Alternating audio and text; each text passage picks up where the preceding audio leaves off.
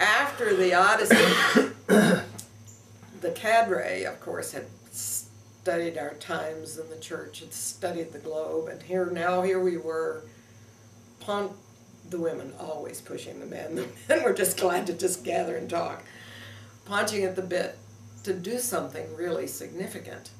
And we knew the church needed to be renewed. And so we began to tinker with how do we either form a church, buy an empty church, go move into a church.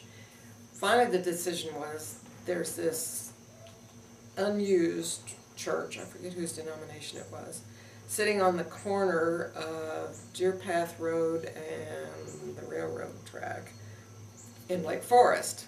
Let's see if we can buy that, move in. We're going to show what a renewed church looks like.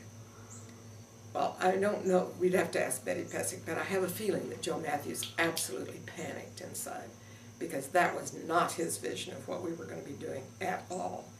And it was about that time, well, it was just prior to summer 70, I've got my times all screwed up, don't worry about that.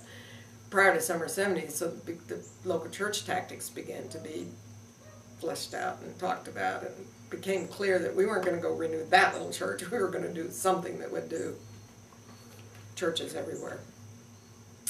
But I've always been convinced that that was speeded up his timeline on the local church experiment, because he wasn't about to have us all move out there to one little corner of Lake Forest. That was not where you needed this little batch of guinea pigs, and that's all we were.